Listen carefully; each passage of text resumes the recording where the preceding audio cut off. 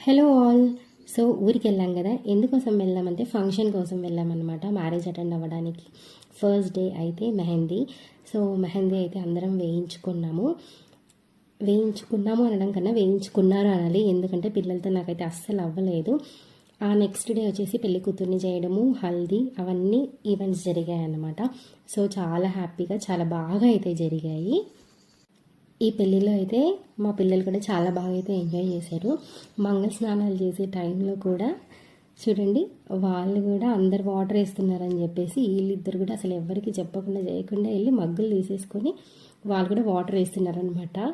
So ఈ కెమెరాకి disturbance ఏంటంటే వాళ్ళు అటుపోతూ ఇటుపోతూ ఉంటే వాళ్ళతో పాటు కెమెరామెన్ కూడా అటు ఇటు తిరుగుతూ ఉన్నారనమాట వాళ్ళని క్యాప్చర్ చేయడానికి. వాళ్ళేమో కెమెరామెన్కి అస్సలు దొరకట్లేదు.